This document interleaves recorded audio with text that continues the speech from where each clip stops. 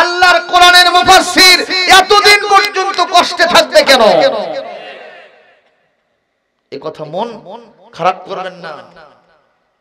ওই ব্যক্তিটা আমাদের কলিজা খাখা করে বর্তমান প্রচলিত ধারার তাফসীর মাহফিলের বর্তমান বাংলাদেশের ফাউন্ডার হলো তিনি। আমার মুক্তারিন ভাই আছেন।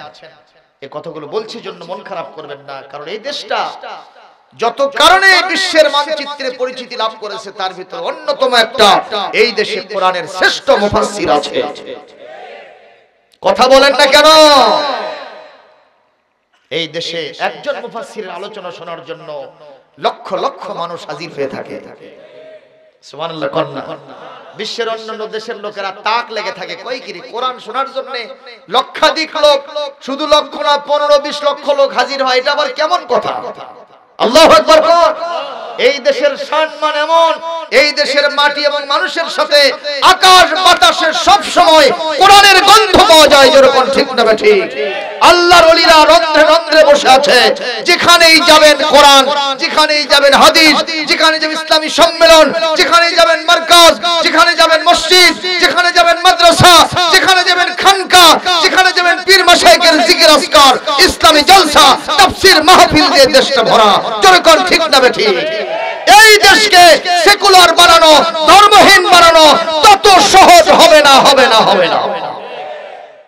কোন মাহফিলে গেলে কোনটা আপনার জন্য কবুলিয়াতের মর্যাদা পাবেন, কোনটা আপনার জন্য জান্নাতের ওসিলা হবে, এটা কিন্তু আমি আব্দুস সালামও জানি না, এই দুইজন হুজুর সাহেবও জানেন না, আজকের বিশেষ আলোচকও জানেন না, ঠিক না ঠিক? আমাদের কোন ওসিলায় জান্নাত নসিব হবে এটা কে জানেন? জোরে বলেন। এই জন্যই আল্লাহ রাব্বুল আলামিন কোরআনে কারীমের সূরাতুল মায়েদা এখানে 35 নম্বর আয়াতের ভিতরে বলেছেন, ইয়া আইয়ুহাল্লাযীনা আমানুত্তাকুল্লাহা ওয়াবতাগু ইলাইহিল ওয়াসিলাতা ওয়াজাহিদু ফি সাবিলিহি লাআল্লাকুম তুফলিহুন। জোরে বলতে হবে আল্লাহু আকবার। আল্লাহ রাব্বুল আলামিন মানে ইমানদারগণ, আমি আল্লাহকে যথাযোগ্য পরিমাণে ভয় করো, আর 2 নম্বর আমার কাছে বাঁচার জন্য, জান্নাত পাওয়ার জন্য ওসিলা তালাশ করো। কি ওসিলা? মানে মিডিয়া, মিডিয়া মানে মাধ্যম। যেই মাধ্যমে তুমি আমার কাছে পৌঁছবা সেই মাধ্যমগুলি তালাশ করো। আর 3 নম্বর, শুধু ওসিলা নিয়ে থাকলে হবে না, শুধু আমাকে ভয় করার মহড়া দিলে হবে না, তাকওয়ার শুধু মহড়া দিলে হবে না, অভিনয় দেখালে হবে না। আমি আল্লাহ বললাম ওই দুইটা পাওয়ার জন্য আমার রাস্তায় জান প্রাণ দিয়ে লড়াই সংগ্রাম করতে হবে। জিহাদ ফি সাবিলিল্লাহ না করা পর্যন্ত আগের দুটো অর্জিত হবে না, সফলতাও লাভ করা যাবে না। জিহাদ ফি সাবিলিল্লাহ সহ আগের দুইটা যদি করতে পারো রে বান্দা, আমি ঘোষণা দিলাম লাআল্লাকুম তুফলিহুন, দুনিয়া আখিরাতের সব মঞ্জিলে, সব জায়গায় তুমি সফলতা পাইবা, আমার জান্নাতে পৌঁছে যাইবা। সুবহানাল্লাহ, জোরে কোন।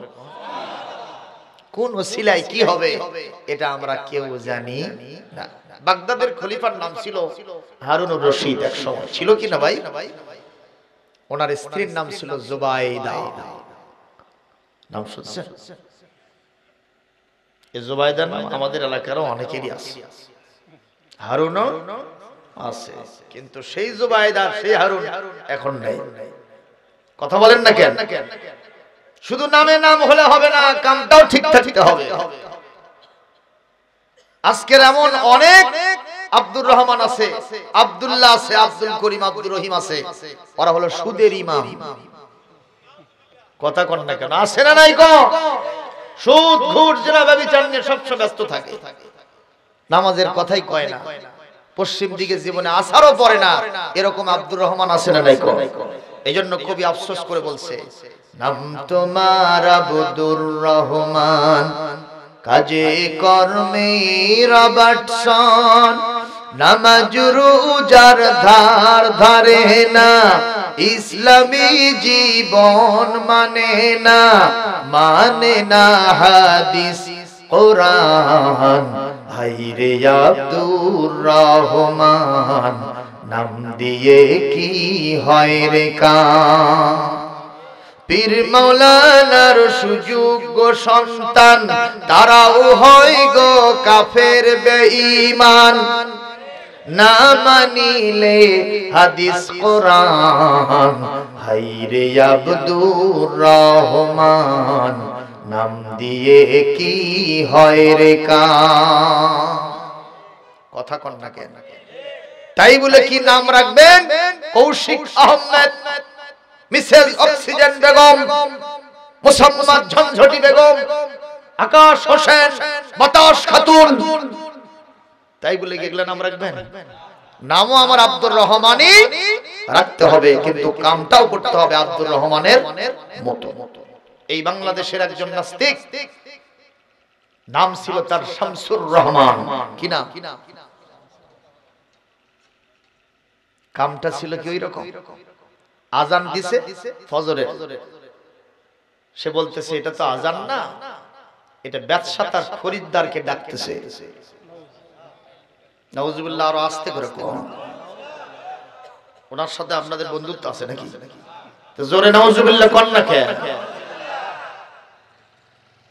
আজানের ধ্বনিকে যে শয়তান ব্যবসার চিৎকারের সাথে তুলনা করে, নাম যতই হোক না কেন, পজিশন যতই থাক না কেন, প্রশাসনিক ছত্র ছায়া যতই দিক না কেন, জাহান্নাম ছাড়া উপায় থাকবে না, ভালো ইমামের জানাজাও পাবে না। ঠিক কিনা কর? এই জন্য তো ঢাকা ভার্সিটিতে ওর লাশটা নিয়েছিল, কেন্দ্রীয় মসজিদের ইমাম সাহেবের জানাজা নেবে। তো ইমাম সাহেব তো আগেই পালাইছে, খতিব সাহেবও আগে গেছে, মুয়াজ্জিন সাহেবও গেছে, এখন খাদেম তো আর যাওয়ার পারে না। খাদেম সাহেব নাকি ওযুখানা সাফ করতেছিল, কিন্তু টুপির ঝুল ছিল খুব উঁচু, চারতলা বড় টুপি। তো ওরা তো আর বড় হুজুরকে ছোট হুজুরকে এগুলো চেনে না। আপনার একটা কথা খেয়াল রাখবেন, যে ব্যক্তি হাজি তার জানাজায় কিন্তু হাজি মানুষ বেশি হয়। আপনার কথা বলতেছেন না আমার সাথে? যে লোক আলেম তার জানাজায় সবচেয়ে বেশি আলেমরা যায়, যে ব্যক্তি হাফেজ তার জানাজায় হাফেজরা বেশি যায়, যে ব্যক্তি সুদখোর ঘুষখোর বাটপার চিটার ওর জানাজায় ওই জাতীয় লোকেরা বেশি যায়। তো যেই লোক আজানের ধ্বনিকে ব্যবসার চিৎকার বলেছে, এই লোকের জানাজায় কি হুজুররা বেশি গেছে নাকি? কোন হুজুরই নাই, সব উল্টো সাস মারা, মানে এক গাছা দাঁড়িয়েও নাই। ইতিমধ্যে খাদেম সাহেব বড় টুপি করছে, তো ওযুখানা সাফ করতেছে, মনে করছে এটাই বোধহয় বড় হুজুর হবে। উনি আসে না, এরা ছাড়ে না, টানে হেসে নিয়ে এসে সামনে দাঁড় করাই দিচ্ছে, জানাজা পড়ায় দিয়েছে। ওরা মনে করতেছে বাবা জান্নাত তো দূরের কথা, ফেরদৌসও পার পার। ইমাম সাহেব খতিব সাহেব এসে বলছে আমি জানাজা পড়ালাম না, মুয়াজ্জিন সাহেব পড়ালো না, তুমি এত বড় কুন্টিকার নওয়াবজাদা রাসূলুল্লাহ খানাচ্ছ, তোমার এটা পড়ানি লাগলো? কয় হুজুর টেনশন করেন না, আমি পারিনি, ওরা যেভাবে জেদ ধরছিল ওইভাবে এসে দাঁড়ায় দিয়েছে, আমার আল্লাহর রাস্তায় ওযু গোসল কিচ্ছু ছিল না, ওই অবস্থায় জানাজা পড়ে দিয়েছি, মনে হয় জানাজা কবুল হবে না। ইমাম সাহেব যদি এই সার্টিফিকেট দেয় তো আর ভালো দেয় কি আপনার কোন? প্রিয় ভাই সকল, এজন্য আল্লাহর সাথে পাল্লা দিলে তার কাল্লা থাকে না, দুনিয়াতেই তার নমুনা আছে না। খুব খেয়াল করবেন। খলিফা হারুনুর রশিদ তার স্ত্রীকে নিয়ে, জুবাইদাকে নিয়ে রাষ্ট্রীয় কাজবাজ শেষ করে একটু রিল্যাক্স পেয়েছেন, লিজার পিরিয়ড, বিবিকে অবকাশ যাপনের জন্য নদীর ধার দিয়ে তিনি পায়চারি করতেছেন। হঠাৎ করে দেখেন ওই এলাকার একজন পাগল, যার নাম হলো বাহালুল পাগল। কি পাগল? বাহালুল পাগল। এই ঘটনাটা মসনবী শরীফের ভিতরে রয়ে গেছে। মুসলমান ভাইরা আমার, বাহালুল পাগল ওখানে বালিগুলো অ্যাসেম্বল করে ঘর বানায়, আবার ওই ঘরগুলা ভাঙ্গে, একবার বানায় আবার ভাঙ্গে। এইবার হারুন রশিদ জিজ্ঞেস করতেছেন, ও বাহালুল পাগল রে, মাযা তাসনাউ মাযা তাফআলু, তুমি এখানে কি করতেছো? বলে আমি একটা ঘর বানাইতেছি। এটা কিসের ঘর? ওই ঘর যে সরল বিশ্বাসে কিনতে পারবে এর ওসিলায় আল্লাহ তারে জান্নাত দিয়ে দিবে। অথচ মানুষটা কি কথা বলতেছেন না, কি লোক? খলিফা হারুন বলতেছেন আশ্চর্য ঘটনা, কয় টাকা দাম? বলে বেশি দেওয়া লাগবে না, একটা দিনার দিলেই হবে। খলিফা হারুন বলতেছে পাগলে কিনা বলে, ছাগলে কিনা খায়। বাগদাদের বাদশা খলিফা হারুন তারে কি তাতে কি দেবে সায়? তোমার একটা ঘর নিয়ে, জান্নাতের ঘর নিয়ে তুমি বসে থাকো, একটা টাকা নষ্ট করতে পারবো না। উনি ক্রস করে সামনে অ্যাডভান্স করে চলে গেছেন, পিছনে ছিলেন ওনার বিবি। মেয়ে মানুষ সাধারণত সরল বিশ্বাসী হয়, কথা বলেন ঠিক না ঠিক? জিজ্ঞাসা করতেছে বাহালুল কি করো? বলে ঘর বানাইতেছি। কি হবে এই ঘর দিয়ে? একটা টাকা দিয়ে, একটা দিনার দিয়ে যে কিনতে পারবে আল্লাহ তার এর ওসিলায় আসল জান্নাতের কামরা দিয়ে দিবে। মেয়ে মানুষ সরল বিশ্বাসী, ভ্যানিটি দিক থেকে একটা দিনার ওখানে দিয়েছে, পিছন ফিরে তাকায় দেখে ও টাকা দিচ্ছে। স্বামী বলতেছে তুমি তো রাজা বাদশার স্ত্রী হিসেবে দায়িত্ব পালন করতে পারলে না, এটা কি করলে তুমি? কেন তুমি টাকা দিলা? টাকাটা তোমার নষ্ট হয়ে গেল। মহিলা বলতেছে জুবাইদা, প্রাণের স্বামী হারুন, না হয় টাকাটা চলেই গেল, না হয় টাকাটা হারিয়ে গেল, এটা হয় জান্নাতের কামরা হবে, না হয় না হবে। পাগল মানুষ চাইছে আমি দিয়ে দিলাম। আল্লাহ কোরআনে বলছো আম্মাসা ইলা ফালা তানহার, জোরে বলো আল্লাহু আকবার। কেউ যদি তোমার কাছে কিছু চায়, যদি কিছুই দিতে না পারো ধমক দিবা না, হাসি মুখে একটু কথা বলবা। হাসি মুখে কথা বলাটাও তোমার জন্য একটা সৎকার সওয়াব হয়ে যাবে। সুবহানাল্লাহ, জোরে কোন। আমাদের কাছে কেউ কিছু চাইলে আমরা দাঁত কাটামাটো করি, জিজ্ঞেস করে এই সূরা ফাতিহা পারিস? এই জোহরের নামাজ কয় রাকাত কর? এই তোর বউ পয়দাত পর্দা থাকে রে? এই তোর এত শরীরের শক্তি, মানুষের মত কাম করে খাস না, এটা টাকা চাস কে? আছে না নাই?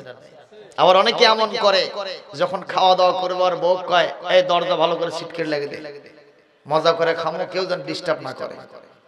কি এরকম শয়তান মার্কা লোক আছে না নাই? আরে মিয়া, আমার আপনার খাবারের ভিতরে গরিবদের অধিকার আছে, হক আছে, ক্ষমতা আছে, হিস্সা আছে।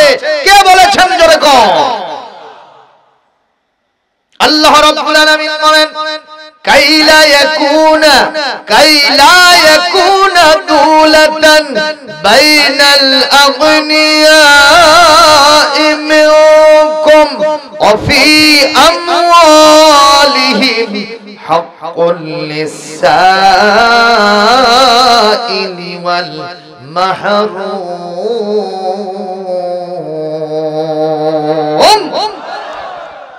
আল্লাহ পাক বলেন ধনীর সম্পদে গরিবের দয়া নাই, তুমি দয়া করে যা দেবা তাই পাবে, এটা নয়। আমি আল্লাহ বলে দিলাম আমি তোমারও রব, ওই গরিবেরও রব। আমি দয়া করে তোমাকে আমি বেশি টাকা দিয়েছি আর ওকে দেই নাই, কিন্তু আমি মনে করবা না জুলুম করেছি, জুলুম তন্ত্র কায়েম করেছি। একজনের কাছে তেল বেচছি আর একজনের কাছে লবণ বেচেছি, এটা কর মনে করবা না। বরং তোমার সম্পদ দিয়েছি পরীক্ষা করার জন্য, তুমি গরিবকে দান করো কিনা। যদি দান না করো, ওই গরিব তোমার চাইতে 500 বছর আগে জান্নাতে যাবে। তোমার সম্পদ বেশি হওয়ার কারণে এত কঠিন হিসাব হবে, হিসাব দিয়ে জান্নাতে যাওয়া কঠিন হয়ে যাবে। কথা বলেন, কথা বলেন। এইজন্য গরিবকে গলা ধাক্কা দেওয়া যাবে না, সাইলকে কখনো আমরা ভ্রুকুঞ্চিত করব না, চোখপোটা করে তাকাবো না, ধমক দিব না, নিষেধ কর। জোরে বলেন ভাই। এই ওয়াজটা বাদশা বুঝলো না, কিন্তু বিবি বুঝলো। সুবহানাল্লাহ। আর আমাদের দেশের বিবিগুলো সম্পূর্ণ কি উল্টো। স্বামী যদি দিতে চায়, বিবি দিতে নিষেধ করে। সব শেষ করে দাও, তুমি একলাই বাড়ি থেকে, আমি চলে গেলাম। আছে না নাই? আমার সালমান হারুন রশিদ সামনে অ্যাডভান্স করেছে, আর জুবাইদা একটা টাকা দিয়ে একটু পেছনে গেছে। যাই হোক, দুইজন বাসায় ফিরেছে। রাতের বেলায় গভীর ঘুম। হারুন হঠাৎ করে স্বপ্নের মধ্যে দেখতেছে কিয়ামত কায়েম হয়ে গেছে, অনেক মানুষের নাভিশ্বাস ছুটে গেছে, সূর্য মানুষের অতি নিকট থেকে তাপ দিতেছে, আর নিচের ওই হাসরের জমিনটা তামার মতো উত্তপ্ত গরম হয়ে গেছে। লোকেরা বলতেছে আইনা জিল্লা ওয়াল মা,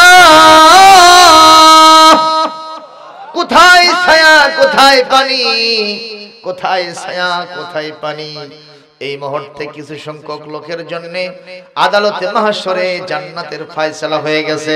হারুন দেখে তার স্ত্রী জুবাইদা জান্নাতীদের কাতারের মধ্যে ফেরেশতাদের স্লোগানের মাধ্যমে তারা আল্লাহর জান্নাতের ভিতরে চলে যায়, তার ভিতরে তার বিবি জুবাইদাও রয়ে গেছে। কিন্তু হারুনের এখনো ডিসিশন ফাইনাল হয় নাই, জান্নাতে যাবে না জাহান্নামে যাবে, এটা এখনো হারুনের ফাইনাল হয় নাই। যার কারণে তিনি চিন্তা করলেন বিবি একাই যাবে কেন, আমাকেও তো যেতে হবে। এক পা দুপা করে সামনে অগ্রসরমান হয়েছে, বিবির মিছিলের সাথে নিজেও শামিল হতে চায়। যখন বিবিকে আস্তে করে ওয়াসিকাল্লাযীনা তাকাউ রাব্বাহুম ইলাল জান্নাতি যুমাররা حتى إذا جاءوها وفتحت أبوابها وقال لهم خزنتها سلام عليكم طبتم فادخلوها خالدين। আল্লাহু আকবার। কে কয়নি দেখেন তো? আপনার আশেপাশে যে বলেনি, আমি মনে করতেছি ওই শয়তানের দলের লোক। আল্লাহু আকবার কোন দলের স্লোগান? কথা বলেন। কোরআনের তেলাওয়াত করতে আমাদের কষ্ট হয়, আপনি শুধু একটু জোরে আল্লাহু আকবার বলবেন, তা পারেন না। জোরে সবাই মিলে দল মত নির্বিশেষে বলেন আল্লাহু আকবার, আর জোরে আল্লাহু আকবার, লিল্লাহি তাকবীর, আলহামদুলিল্লাহ বলেন। কিয়ামতের দিন জান্নাতীদেরকে হাকায়া হাকায়া জান্নাতের দিকে নেওয়া হবে। হাকায়া বোঝেন? ঠেলে ঠেলে। কেন ঠেলা লাগবে কেন? জান্নাত তো ভালো জায়গা, ওখানে তো মানুষ দৌড়েই যাবে। কি চাচা কথা কর না কেন? জান্নাতের দিকে মানুষ দৌড়ে যাবে না, তো যায় না কেন? তাফসীরে এসেছে জান্নাতের যে রাস্তা, এটা হলো রেড কার্পেট রিসেপশন, মুজাইয়ানা, ডেকোরেটেড পরিবেশ, এনভায়রনমেন্টটা খুব ডেকোরেটেড, সুশোভিত সুসজ্জিত, লাল গালিচাপূর্ণ সংবর্ধনা, এতই সুন্দর করে রাস্তাটা সাজানো হয়েছে। জান্নাতীরা মনে করবে জান্নাত তো পেয়ে গেছি, এর থেকে বড় জান্নাত আর কি হবে। ওর হাতে ঘটি বাটি যা ছিল সব নিয়ে লেটা পারে ওখানে বসে গেছে। ফেরেশতারা এসে কয় এখানে বসছো কেন? কয় জান্নাত তো পাইছি। আরে মেয়েটা তো জান্নাতের রাস্তা, তুমি তো এখনো জান্নাতে যাওই নাই, আসল জান্নাত কোথায়? চলো তুমি আমার সাথে। এই জান্নাতি লোকটা মনে করে না এখান থেকে উঠলে আর জায়গা পাই কিনা। এরকম কিছু লোক আছে না, ওর থেকে ভালো একটা জায়গা তার জন্য অপেক্ষা করতেছে, ও তো এটা চিন্তাই করে না। এই পৃথিবীতে অনেক মুসলমান এমন আছে, তার জন্য যদি সামান্য একটা ছোট একটা জিনিস চলে যায়, এর মহব্বতে সে জমিন থেকে বিদায় হওয়ার জন্য স্বপ্ন দেখে, সুইসাইড করার জন্য চিন্তা করে। অথচ এইটাকে যদি পরীক্ষার বস্তু হিসেবে গ্রহণ করে, এর পরবর্তীতে তার জন্য যা আছে এটা মহান আল্লাহ তার। উনি মেম্বার ইলেকশন করেছেন, উপজেলা ইলেকশন করেছেন, উনি পান নাই। অথচ লাইলাতুল নির্বাচন, কি নির্বাচন? কি নির্বাচন? লাইলাতুল নির্বাচন। ভোট শুরু হয় সকাল 8টা থেকে, ওই রাত্রিতে হয়েছিল রাত 1টা থেকে। একজনের ভোট মারতে হবে একটা, ওই মারছে 150টা। জোরে বল সুবহানাল্লাহ। এরকম কাম আছে না নাই? বাংলাদেশে নাই ভাই, ওটা অন্য জায়গার কথা বলতেছি। যাই হোক, উনি মেম্বারে উঠতে পারেন নাই, উপজেলাতে উঠতে পারেন নাই, উনি এমপি সাহেব হয়ে গেছেন। আর এক একজন এমপির সাথে লক্ষ লক্ষ মানুষের সমর্থন থাকে। কোটি কোটি টাকা তার হাতের একটা স্বাক্ষরের বিনিময়ে লেনদেন হয়, ইউটিলাইজ হয়, ডিস্ট্রিবিউশন হয়, বিভিন্ন উন্নয়নমূলক কার্যক্রম পরিচালিত হয়। দুইটা উপজেলা নির্বাহী অফিসার, উপজেলা চেয়ারম্যান, ভাইস চেয়ারম্যান সহ ওসি বলেন, ওখানকার এসিলেন্ট বলেন, সকল অফিসাররা তার নিচে অবস্থান করে, তার সভাপতিত্বেই সব কাজগুলো হয়। যখন মারহাবা। তাহলে ছোট একটা জিনিসের বিনিময়ে আল্লাহ পাক তাকে অনেক বড় জিনিস দিয়েছে। সুবহানাল্লাহ। অথচ আমরা একটু মন খারাপ করি ভাই। আমার একটা উদাহরণ মনে পড়ে, আমাদের জামাদার পুকুরে ওই শান্তা থেকে একটা লোক বাইসাইকেল নিয়ে এসে জামাদার পুকুরে আপনার গ্যারেজের মধ্যে রেখে ওই সিংড়াতে যায় অফিস করতে।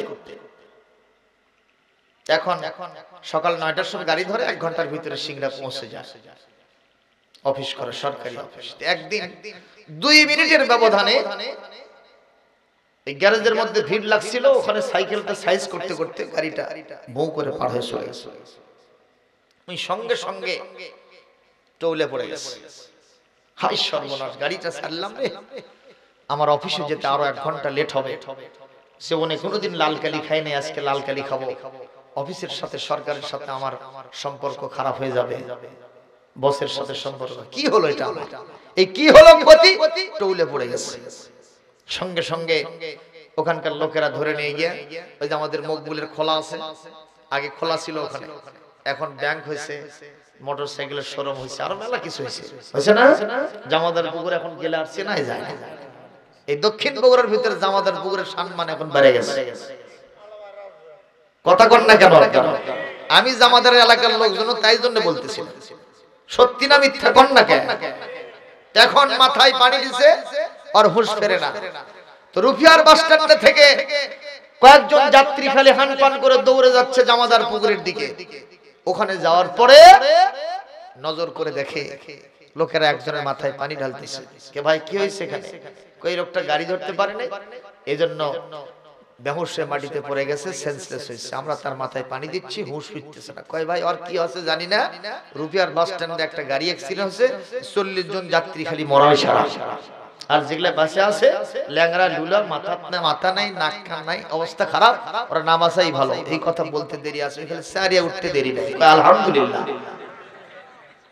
লোকেরা বলতেছে, আচ্ছা তোমার তো হুঁশি ফেরে না, তুমি কি আমার সারিয়া উঠে আলহামদুলিল্লাহ কও? কয় যে না ভাই, ওই গাড়িতে না সরেই ভালো হয়েছে। লোকেরা কয় কোনো খাতির নাই, তোমাকে ওই গাড়ি তুলে দিয়ে দাও। কয় ভাই, হাত জোর করে বলতেছে আর সরব না। আমার সালমান, এখান থেকে আমি কি বুঝতে আপনাকে দিলাম, আমার আপনার জীবনের ছোট কিছু যদি চলে যায়, আল্লাহ পাক এর বিনিময়ে আমাদেরকে বড় কিছু দিতে পারেন। এরকম ক্ষমতা যিনি রাখেন, তার নাম আওয়াজ দিয়ে বলেন উনি কে? আরো জোরে বলেন উনি কে?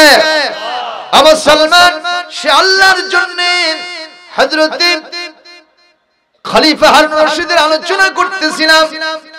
জান্নাতে যখন লোকেরা যাবে, যাওয়ার সময় যে রাস্তাটা হবে, ওই রাস্তার ভিতরে জান্নাতি বসে গেছে। আপনি কি মুক্তারিন সরকার সাহেব না? ওখানে কেন বসছেন? আপনি তো অতিথি, এখানে আসেন, তাড়াতাড়ি আসেন, দেরিতে আসেন, এখন আসেন। এই গ্রামের কৃতি সন্তান মুক্তারিন সরকার, চেনেন না আপনারা? মিডিয়াতে খুব সরব, সামাজিক মিডিয়াতে, তার সাথে সোশ্যাল মিডিয়াতে আমার ফ্রেন্ডশিপ আছে, তাই না? মাঝে মধ্যে দেখা যায়। এই এলাকার কৃতি সন্তান ছিল জাহিদুর রহমান সরকার সাহেবের স্নেহাস্পদ, স্নেহধন্য পুত্র সন্তান। আল্লাহ পাক তাকে কবুল করুন, বলি আমিন। নামাজ সারে, নামাজ কালাম পড়ে। আমাদের এলাকার লোকেরা ভালো, সবাই ভালো।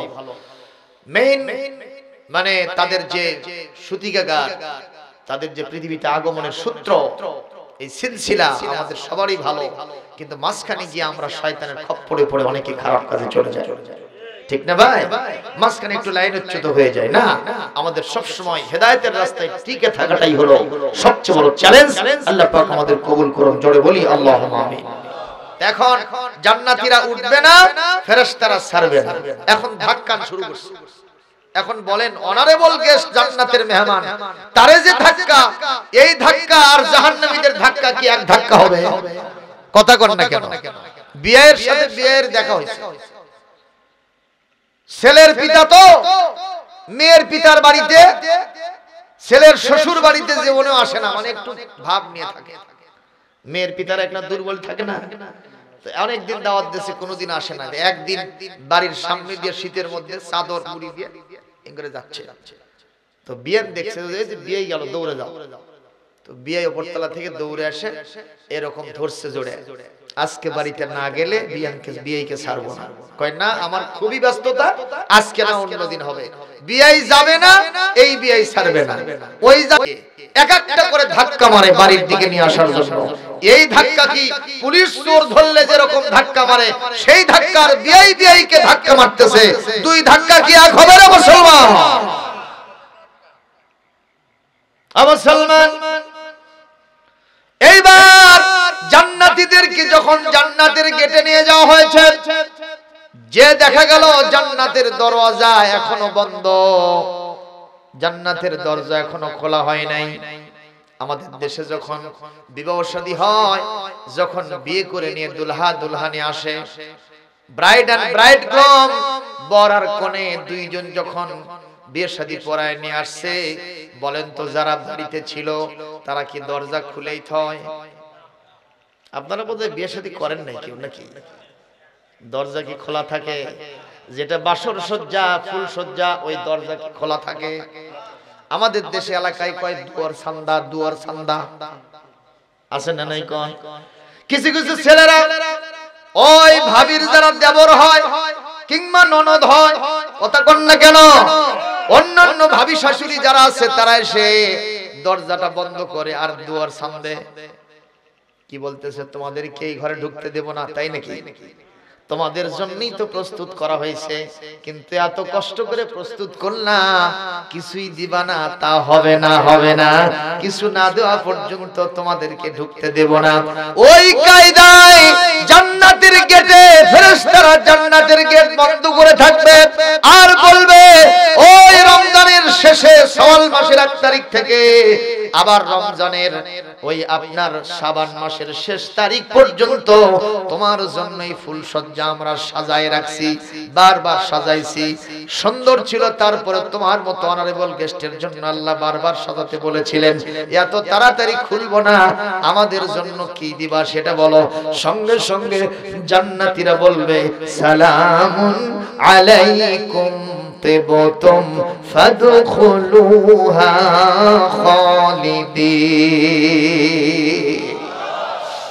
আল্লাহ পাক কোরআনে বলে দিয়েছেন, সঙ্গে সঙ্গে জান্নাতীগণ বলবে, সালামুন আলাইকুম তিবতুম। এদিক থেকে ফেরেশতারা সালাম দেবে, ওদিক থেকে জান্নাতীরা সালাম দেবে। সালামের বিনিময়ে আস্তে করে জান্নাতের গেটটা খুলে যাবে। ওরা সঙ্গে সঙ্গে জান্নাতের মধ্যে প্রবেশ করে বলবে, ওয়াকালুল হামদুলিল্লাহিল্লাযী সাদাকানা ওয়া'দাহু ওয়া আওরাসানাল আরদা নাতাবাওয়াউ মিনাল জান্নাতি হাইসু নাশা।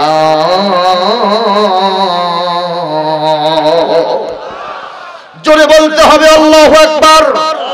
এইবার এই লোকগুলি বলবে, আল্লাহ, আমরা সেই ওয়াদা আজকে সত্যে পরিণত করতে দেখতেছি, যে ওয়াদা তুমি তোমার রাসূলের মাধ্যমে করেছিলে। দুনিয়ায় যদি আমার দিন প্রতিষ্ঠার জন্য পরীক্ষার অংশ হিসেবে জেল খাটতে পারো, যদি শাহাদাতের নজরানা পেশ করতে পারো, টাকা পয়সা ব্যয় করতে পারো, সময় যদি ব্যয় করতে পারো, রাতের আধারকে পেরিয়ে ওই রাতের আরামকে, ঘুমকে হারাম করে কোরআনের মাহফিল যদি শুনতে পারো, তাহাজ্জুদের নামাজ যদি আদায় করতে পারো, আমি আল্লাহ পাক তোমার জন্য এক সুন্দর জান্নাতের ব্যবস্থা করব। আজকে আল্লাহ সে ওয়াদা সত্যে পরিণত করেছেন। এমন এক বিশাল জান্নাত পাইছি, যেখানে ইচ্ছা সেখানে বাড়ি ঘর করে আজকে আমরা থাকব। আরে বাবা, থাকতো। জান্নাতের কথা বলতেছি জন্য তাতে কি আপনাদের মন খারাপ হচ্ছে নাকি? আরে কথা বলেন না কেন, মন খারাপ হচ্ছে?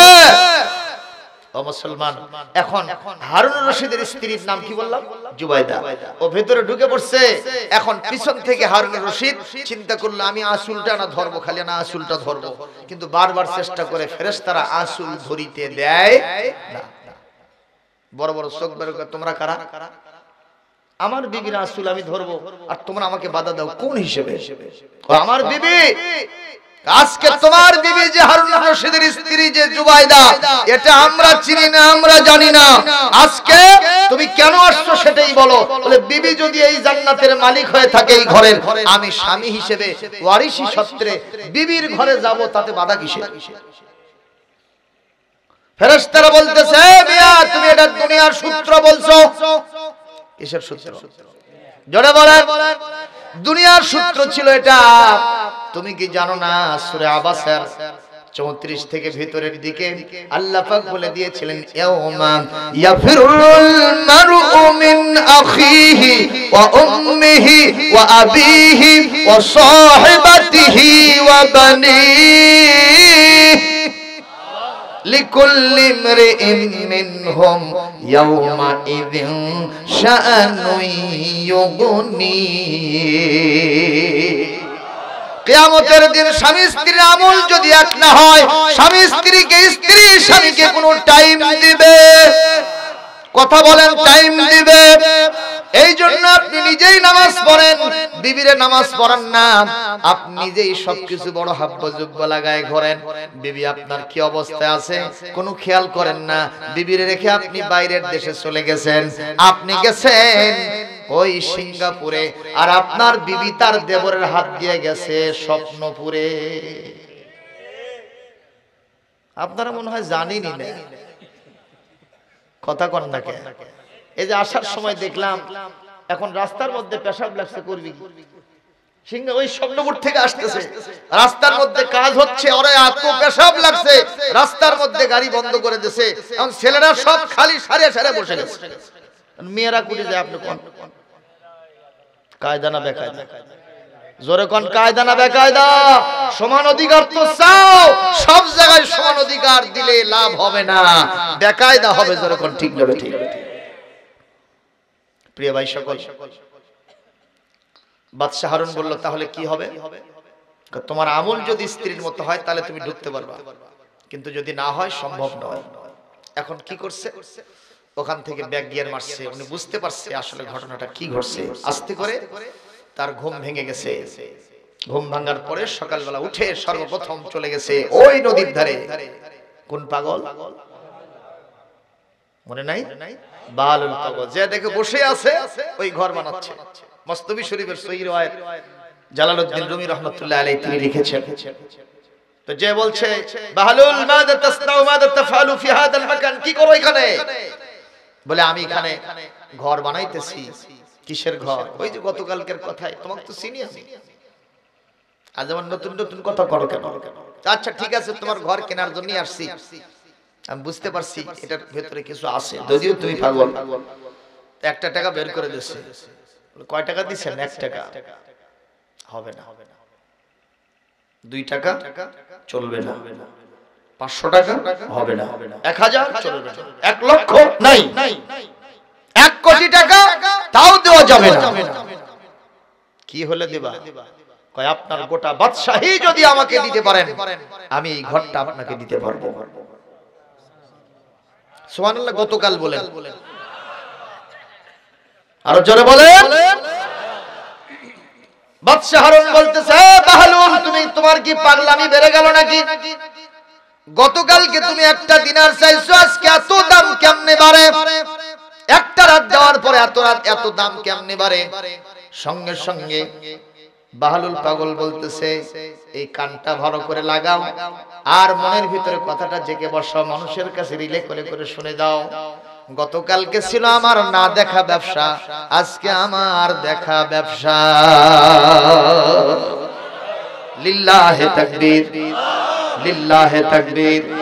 হারুন রশিদ বুঝলেন এটা শুধু পাগল নয়, হলো আল্লাহর ওলি। মারহাবা জোরে কর, আরো জোরে বলেন আল্লাহু আকবার। লাহুমুল বুশরা ফিল হায়াতিদ দুনিয়া ওয়া ফিল আখিরাতি লা তাবদীলা লিকালিমাতিল্লাহ।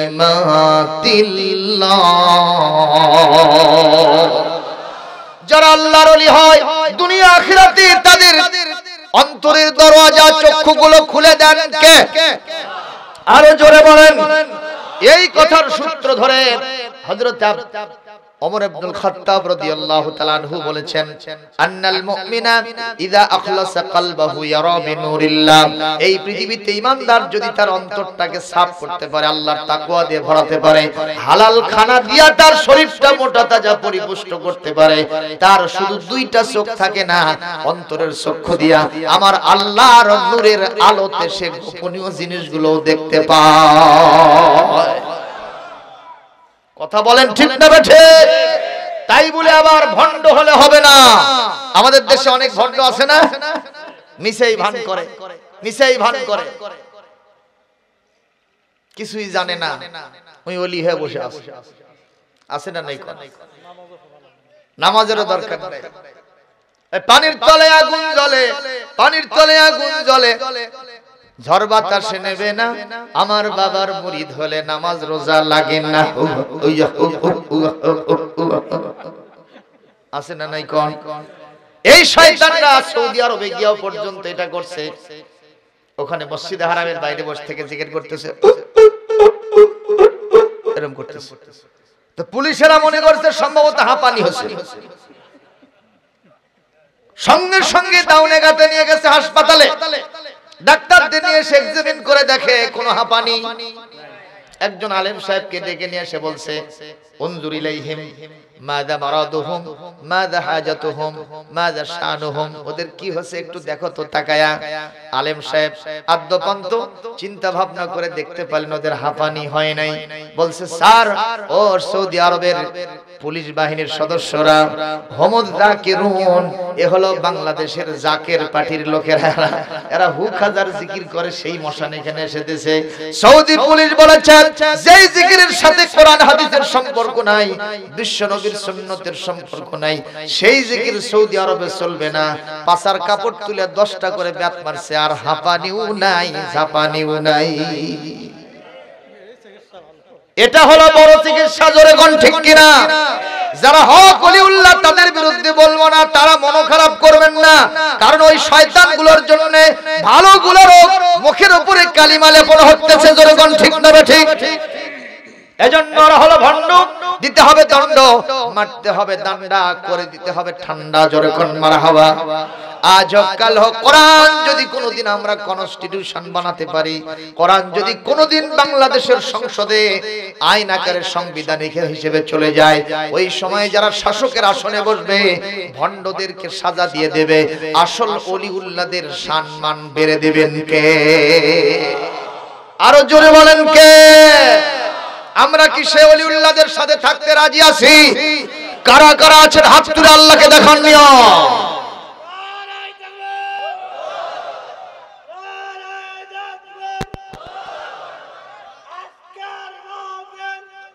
বাস আলহামদুলিল্লাহ, তুমি তো ধরতে তো ঠিকই আছে, অন্যরা ধরে না। এই এলাকায় আকর্ষণ কমে গেছে।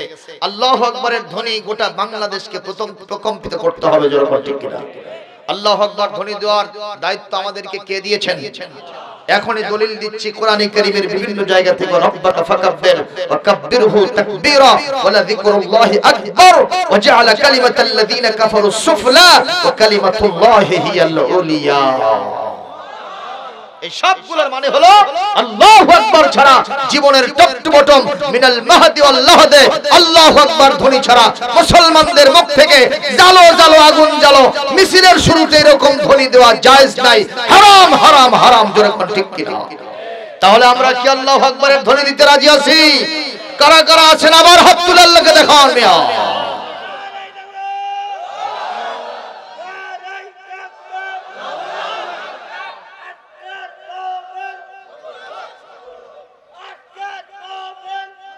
লিল্লাহি তাকবীর। আল্লাহু আকবার বলো রে মুমিন, আল্লাহু আকবার বলো রে মুমিন, তারি আকাশ আর তারি জমিন, আল্লাহু আকবার বলো রে মুমিন। আয় আল কোরআনের কথা বলি, আয় আল হাদিসের কথা বলি, চললে এ পথে জানি যাবে দুর্দিন, চললে এ পথে জানি আসবে সুদিন। আল্লাহু আকবার বলো রে মুমিন জোরে আল্লাহু আকবার। তারি আকাশ আর তারি জমিন, আল্লাহু আকবার বলো রে মুমিন আল্লাহু আকবার। কষ্ট হচ্ছে ভাইজান, তাহলে ওসিলা দরকার আছে না নাই? মিডিয়া দরকার আছে না নাই? আজকের মাহফিল যদি আপনার আমার নাজাতের জন্য জরিয়া হয়, তাহলে কি আমাদের কোনো আপত্তি হয়? কোন অবজেকশন আছে? যারা আসলো না তারাই লাভ করলো না, যারা আমরা আসলাম আমরাই লস করলাম। আমরা লস করলাম, যারা আসে নাই তারা জম্মের লস করেছে। ঠিক না ঠিক বলেন? এইবার এই মাহফিল যদি আল্লাহর কাছে কবুলিয়তের মর্যাদা পায়, আমার আপনার জন্য নাজাতের জন্য যথেষ্ট হবে। জোরে বলেন আমিন। আজকে আমি সেই কোরআন কারীম থেকে আলোচনা করতে চাচ্ছি মুসলমান। সময় খুব বেশি নাই, আমি আর বড় জোর আধা ঘন্টা কথা বলবো, তাতে কি আপনাদের আপত্তি পায়? আমি যেখান থেকে পড়ার জন্য তেলাওয়াত করার জন্য নিয়ত করেছি, আমার সাথে সবাই আওয়াজ দিয়ে পড়েন আউযু বিল্লাহি মিনাশ শাইতানির রাজিম। বিসমিল্লাহির রহমানির রহিম। ومن يطع الله ورسوله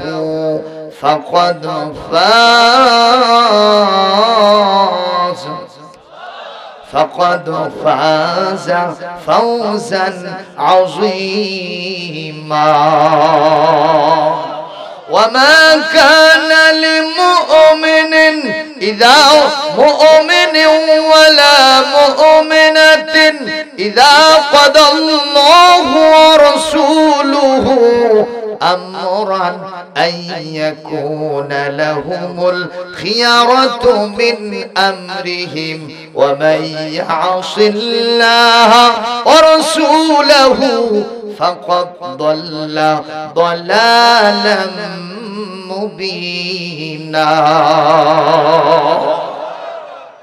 কোরআন কারীম সূরাতুল আহজাব 33 নম্বর সূরা 23 নম্বর পারা, এখান থেকে আমি 36 নম্বর আয়াত তেলাওয়াত করেছি এবং তারপরে আরেকটা পড়েছি। প্রিয় ভাইরা আমার, আল্লাহ রাব্বুল আলামিন আয়াতের ভিতরে ইরশাদ করছেন, কোন ইমানদার নারী এবং পুরুষের এই এখতিয়ার নেই, এই স্বাধীনতা নেই, এই 50-50 কায়দা নেই। আল্লাহ রাসূল যে কোন ব্যাপারে সিদ্ধান্ত দিয়েছেন, সেই সিদ্ধান্ত ইচ্ছা করলো মানলো, আবার ইচ্ছা করলো না মানলো না। এরকম কোন এখতিয়ার আল্লাহর পক্ষ থেকে দেওয়া হয় নাই। কথা কি সোজা না বাঁকা? সোজা না বাঁকা? জবাব দেন। নামাজ পড়ার নির্দেশ দিয়েছেন কে? রোজা রাখার নির্দেশ দিয়েছেন কে? হজ করার নির্দেশ দিয়েছেন কে? সুদ খাওয়ার নির্দেশ দিয়েছেন কে? ঘুষ খাওয়ার নির্দেশ দিয়েছেন কে? সুদ খাইতে নিষেধ করেছেন কে? ঘুষ খাইতে নিষেধ করেছেন কে? এই পৃথিবীতে হকদারের হক মারতে নিষেধ করেছেন কে? তাহলে এই সিদ্ধান্তগুলো কার? তাহলে দেখা গেল আমরা একটা মানলাম আর একটা ছেড়ে দিলাম। আমাদের দেশে সুদ আছে না নাই? ঘুষ আছে না নাই? তা কি কম না বেশি? আপনারা মনে করবেন যে হুজুর আপনি মনে হয় সুদ থেকে বাঁচে গেছেন, সুদ তো আপনি খান না, দেনও না। অথচ হাদিসে আসছেন সুদের লেখক, সুদের সাক্ষী, সুদ যিনি দেন, সুদ যিনি গ্রহণ করেন, এরা সবাই সমান অপরাধী। 1 টাকা সুদ খাইলে 33 বার জিনা করার গুনাহ হয়। তা আবার কার সাথে সর্বনিম্ন গুনাহ বলা যায় না। যেই মা 10টা মাস পেটে আমারে ধারণ করলে, পেট থেকে আবার যখন প্রসব করলেন, যখন সিজারিয়ানের কায়দা ছিল না, আমার আপনার মা যাদের আছে, দাদি নানি যাদের আছে, কত কষ্ট করে সন্তান জন্ম দেওয়া লাগে। আমি যখন বড় হয়েছি তখন আমার মাকে দেখেছি সন্তান জন্ম দিতে। আমার মার 12 জন সন্তান। জোরে কোন কতজন? আমার মামা এখানে আছে। আমার মার যখন সন্তান হইতো বাড়ির ভিতরে শুধু উল্লাউল্লি কান্নাকাটি। আহারে আমি চিন্তা করতাম মা এত কান্না করে কেন। আমি তখন পরে বুঝেছি একটা সংকীর্ণ রাস্তা দিয়া 5 পাউন্ড ওজনের একটা সন্তান যখন প্রসব হয়, ভুক্তভোগী মা সারাই কষ্টটা কি কেউ বুঝতে পারে না। জোরে কোন ঠিক না ঠিক? আমার সালমান এরপরে এই সন্তান পেটে ধরতে এত কষ্ট হলো, এরপরে ডেলিভারিতে এত কষ্ট হলো। আরে মার নিদ হলো না, ঘুম হলো না, খানা ফিনা আরামের সাথে হলো না। যখন আমি আপনি জন্ম নিয়েছিলাম, মার মুখের কাছে চেহারার কাছে যখন আমাদেরকে দেওয়া হয়েছিল, সঙ্গে সঙ্গে ওই পেটে ধরার ডেলিভারির যত কষ্ট আমাদের চেহারা দেখার সাথে সাথে মার মন থেকে মুছে দিয়া মার চেহারার মধ্যে হাসি ফুটাইয়া দিয়েছিলেন কে? জোরে বলেন তিনি কে? মুসলমান, এই মায়ের ঋণ কি কখনো শোধ করা যাবে? কথা বলেন যাবে? আমার আপনার বুকের চামড়া দিয়া যদি ওই মায়ের জন্য এক জোড়া জুতা বানায় দেই, আমার আম্মার এক ফোঁটা ঋণ, দুধের ঋণ শোধ করা কখনো সম্ভব হবে না। কিন্তু আমরা অজান্তেই অযাচিত ভাবে আমরা কখনো খেয়াল না করেই এই যে সুদের সাথে ইনভলভ হচ্ছি, আমার বিশ্ব নবীর কথা কখনো মিস হবে না, কখনো বিশ্ব নবীর কথা অন্যথা হবে না। নবীজি আমার বললেন, তোমরা অহরহ সুদ খাচ্ছ মোটা হওয়ার জন্য, গাড়ি বাড়ির মালিক হওয়ার জন্য, বড়লোক হওয়ার জন্য। একটা টাকা, একটা দিরহাম সুদ খাওয়ার সাথে সাথে 33 বার জিনা করার গুনাহ হয়, যার সর্বনিম্ন গুনাহ হলো নিজের মায়ের সাথে জিনা করা।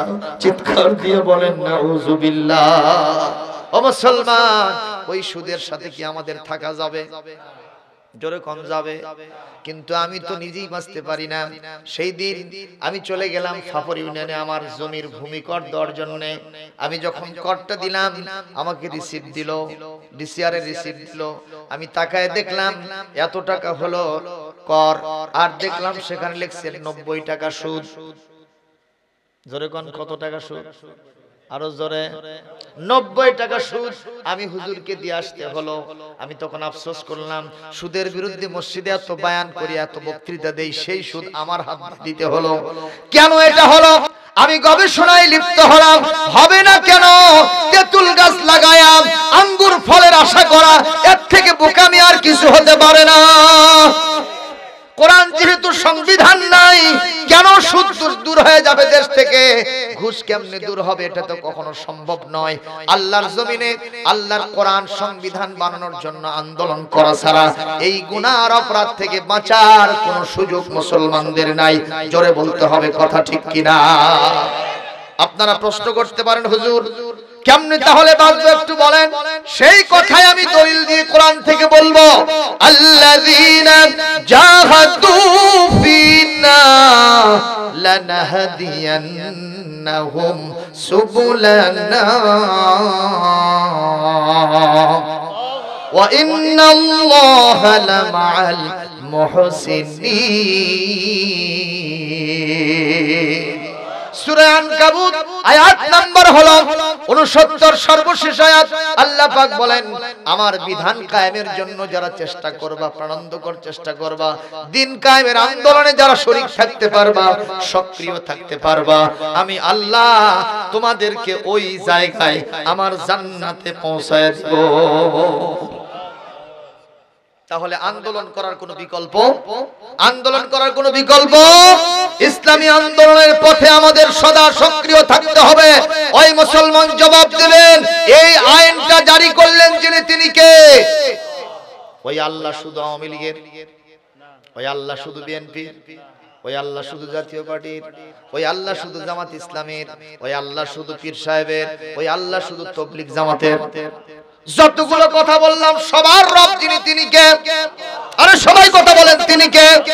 তিনি বলতেছেন, আমার দিন প্রতিষ্ঠার জন্য তোমাদেরকে আন্দোলন করতে হবে, জিহাদ করতে হবে। আজকে আমি বলবো, পীর হন, তাবলীগ হন, কওমি হন, আলিয়া হন, যে লোক হন না কেন, ওইখানে আপনি নিশ্চয় জিকির করবেন, আপনি তাবলীগের চিল্লা দিবেন, কিন্তু আপনার সমর্থন থাকতে হবে কোরআনের পক্ষে। জোরে কোন কথা ঠিক কিনা? যারা রাজি আছেন হাত তুলে, আল্লাহকে না দেখালে আল্লাহ বেজার হয়ে যাবে।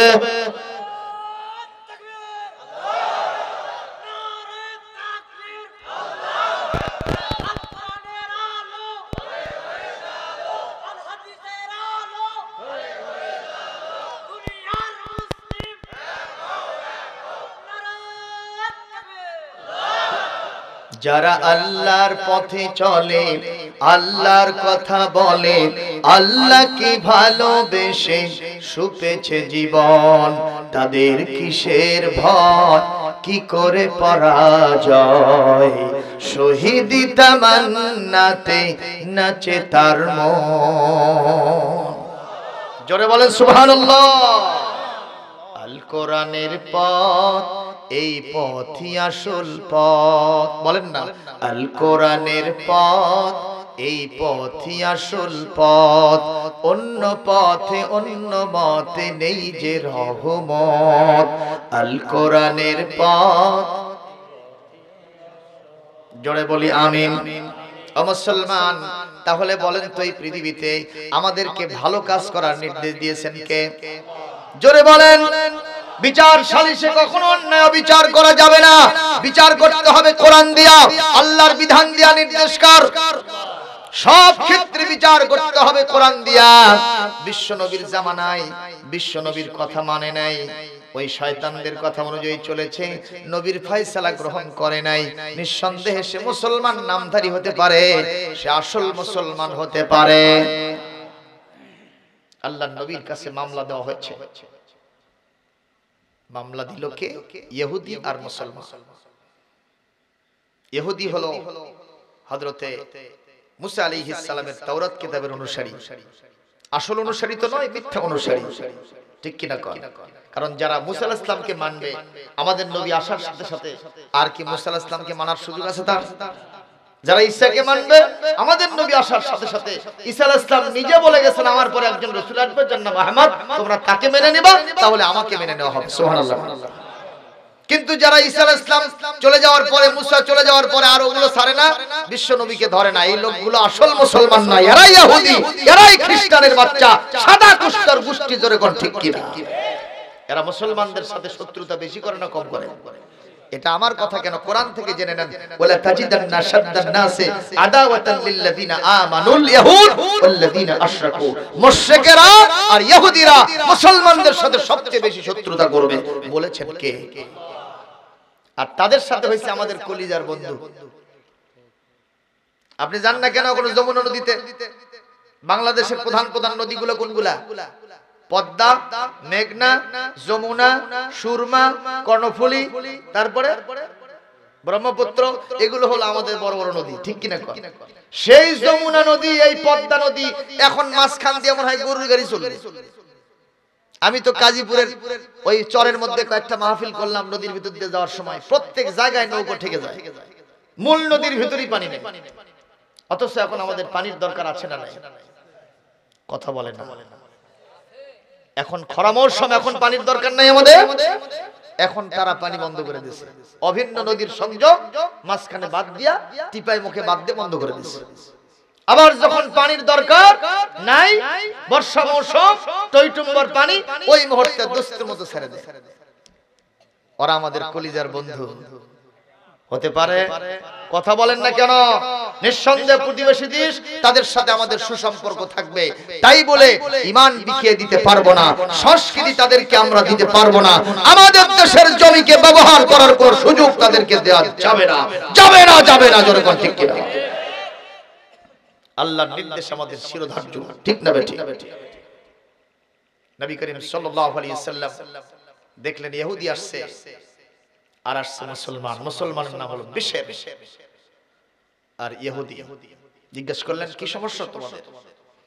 ইহুদি বলতেছে আমার বাড়ি উপরের দিকে আর আপনার এই সাহাবীর বাড়ি নিচে, তো আমার বাড়ির পানিটা ওনার বাড়ির পাশে দিয়ে যাবে, উনি তা মানে না, আমার বাড়ির পানির নালা তার বাড়ির পাশে দিয়ে যেতে দেবে না।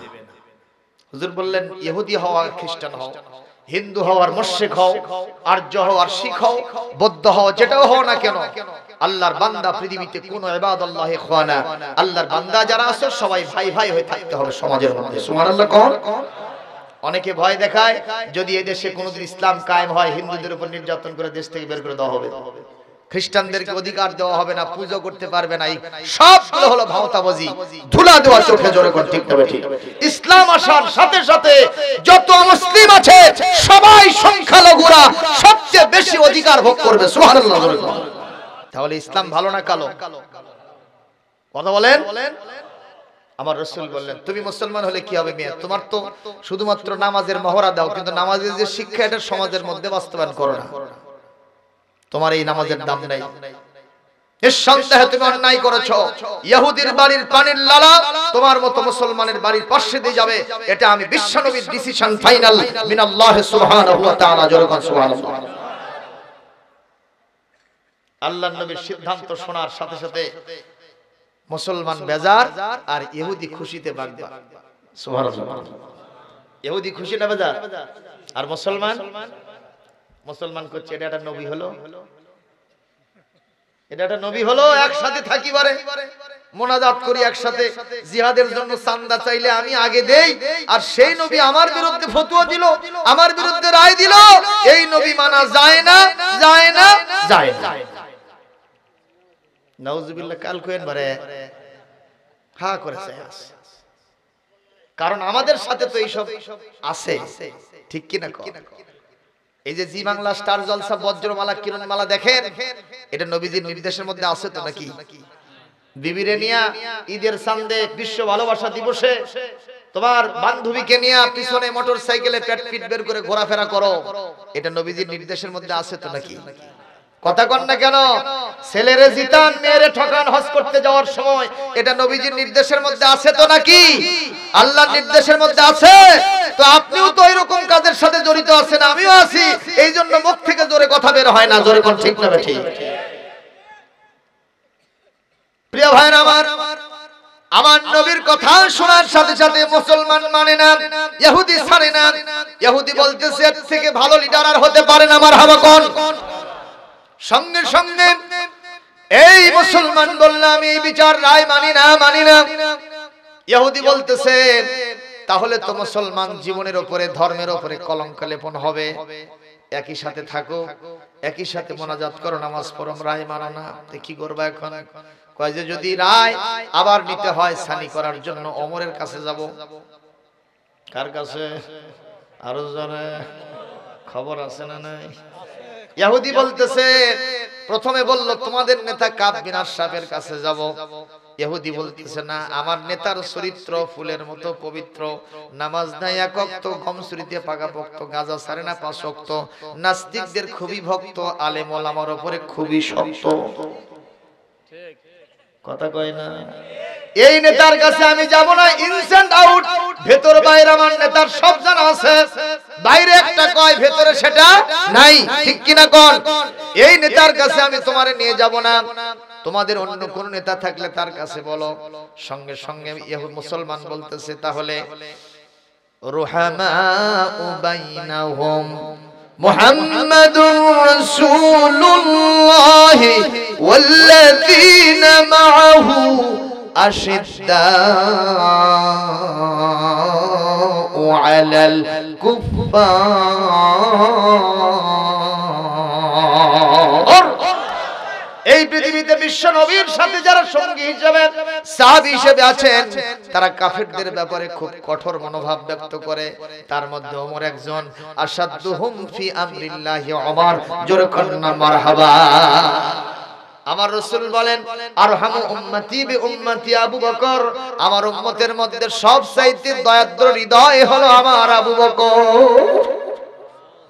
2 নম্বর, আল্লাহর বিধান কার্যকরী করার ব্যাপারে আমার ওমরের চাইতে বড় আর কেউ নাই, মারহাবা কোন। 3 নম্বর, ওয়া আসাদুহুম আসদিকাউ হায়াআন, হযরত ওসমান রাদিয়াল্লাহু তাআলা আনহু, হযরত ওসমানের চাইতে লজ্জাশীল আর কেউ নাই, জোরে করেন আল্লাহু আকবার। ওয়া আকদাহুম আলী রাদিয়াল্লাহু তাআলা আনহু, সবচাইতে ন্যায় বিচারক এই সমাজের মধ্যে যিনি থাকবেন আমার সাহাবীদের ভিতরে, তিনি হচ্ছেন আমার হযরতে আলী, জোরে করেন মারহাবা। আরো জোরে কোন আল্লাহু আকবার। ও মুসলমান, এইভাবে বিশ্বনবী সাহাবীদের গুণগুলি বর্ণনা করেছেন। এই পর্যায়ে এই বড় আশায় বুক বেঁধে ওই ইহুদিকে সাথে করে নিয়ে চলে গেছে হযরত ওমরের কাছে। যাওয়ার পরে দরজায় নক দিছে, ভেতর থেকে আওয়াজ আসলো, কে? যে আওয়াজের টন তাতে বোঝা যায় খবর আছে না নাই। দরজা খুলে দিয়েছে। What do you want? মাজা তুরিদু, কি চাও? বলে একটা বিচারের সানি করতে আসছি। সানি মানে তাহলে তো আউয়াল হয়েছে এক জায়গায়, তা আউয়াল কুটি হলো কাজে আপনার নবীর কাছে হয়েছে। নবীর কাছে হওয়ার পরে আবার সানি করার জন্য ওমরের কাছে আসা লাগে। আমার নবী তো প্রধান বিচারপতি, সুবহানাল্লাহ কোন। নবী আমার প্রধান বিচারপতি, নবীর কাছে হওয়ার পরে আমার কাছে আসছো। What is the cause? মা হুয়া সাবাব, কোন কারণে? ইহুদি বলতেছে ওনার পছন্দ হয়নি। এই কথা বলাও সারা, বসো আসিতেছি। ভেতরে গেলেন, আরবিতে বলে সাইফুম মাসলুল, নাঙ্গা তরবারি, খাপ থেকে মুক্ত। এই তরবারি নিয়ে এসে বলতেছে বিচারের রায় আমার নবীর রায় মানে নাই কে? বলে ও মানে নাই। তুমি মুসলমান দাবিদার? বলে হ্যাঁ। দাঁড়াও, আমি বিচার করতেছি। গর্দানের উপরে তরবারিটা সেটিং দিয়ে বলতেছে আমার বিশ্ব নবীর বিচার যে মানে না, ওমর তার সানি। এইভাবেই গর্দান পড়ে গেল। তরবারি মারার সাথে সাথে গোটা এলাকার ভিতরে শহরত হয়েছে। কতালা ওমর মুমিনাও ওয়া মুসলিমা, ওমর একজন মুসলমান আর ঈমানদার হত্যা করেছে। বাইদি ভাই কথাটা আমার বিশ্ব নবীর কানেও চলে গেছে। আমার নবীজি সিজদায় পড়ে গিয়ে আল্লাহর কাছে কাঁদতেছেন আর বলতেছেন, আল্লাহ বিষয়টা উল্টা পাল্টা মনে হয় কেন? আমার ওমর তো মুসলমান মারতে পারে না। মা কুনতু আযুন্নু আন্না ওমর রাদিয়াল্লাহু তাআলা আনহু ইয়াজতারিউ আলা কতল রাজুলিন মুমিন, আমার ওমর তো একজন মুসলমান হত্যা করেছে, এটা তো কখনো আমি বিশ্বাস করতে পারি না। ও আল্লাহ, প্রকৃত ঘটনা কি আপনি আমাকে জানায় দেন। নবীর সাথে আল্লাহর নেটওয়ার্ক কখনো বিজি হয় না। শাহ করে জিবরাইল আমিন আসছেন, আসসালামু আলাইকা ইয়া রাসূলুল্লাহ, আসসালামু আলাইকা ইয়া হাবিবাল্লাহ, ইন্নাল্লাহা ইয়াকরাউকাস সালাম, ফালা রাব্বিকা লা ইউমিনুনা হাত্তা ইউহাক্কিমুকা ফীমা শাজারা বাইনাহুম সুম্মা লা ইয়াজিদু ফী আনফুসিহিম হারাজান মিম্মা কাদাইতা ওয়া ইউসাল্লিমু তাসলিমা। আরো জোরে বলেন আল্লাহু আকবার।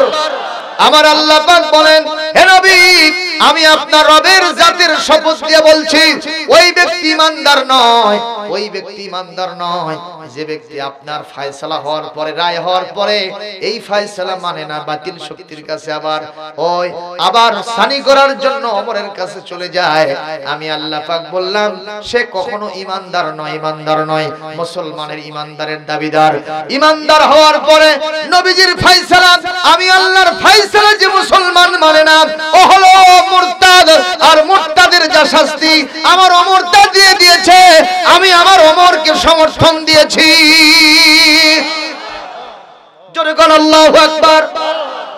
এই ঘটনা থেকে আমরা শিক্ষা নিতে পারি বিশ্বনবীর সম্মান মর্যাদা বুলন্দ করেছেন কে? আজকে পৃথিবীর কোন শয়তানি শক্তি যদি মুসলমান হওয়া সত্ত্বেও নবীর বিরুদ্ধে বিষোদ্গার করে, কোন বিধর্মীও যদি বিশ্ব নবীর বিরুদ্ধে বিষোদ্গার করে, কোন খাতির নাই।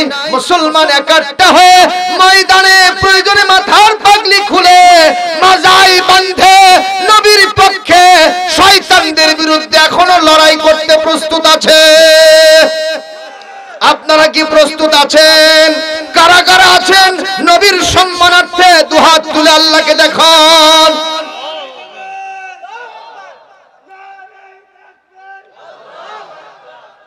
আলহামদুলিল্লাহ বলেন। আমার নেতা তোমার নেতা বিশ্বনবী মুস্তাফা, আমার নেতা তোমার নেতা। এটা বললাম তখন কি কর ঢেকুস, ঢেকুস আবার দুই প্রকার আছে না? যদি ধোঁয়া ঢেকুস হয় তাহলে কায়দা না বেকায়দা? মনে হচ্ছে ভেতরে এগুলো একটাও হজম হয় নাই, বদ হজম। কথা বলেন।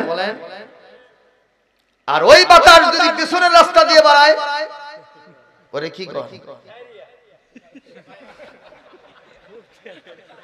that is called mental যেরকম ঠিক কি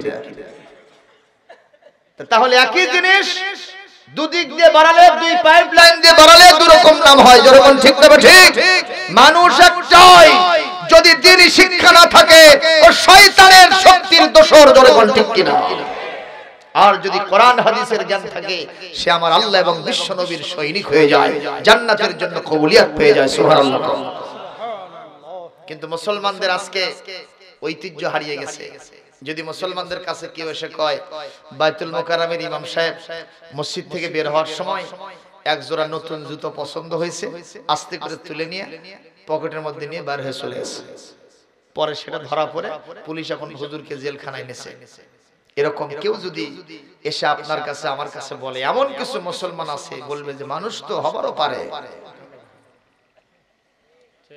কথা কয় না এরকম মুসলমান আছে না নাই কোন আরে যদি তাই না থাকে আল্লাহর কোরআনের মুফাসসির এতদিন পর্যন্ত কষ্টে থাকবে কেন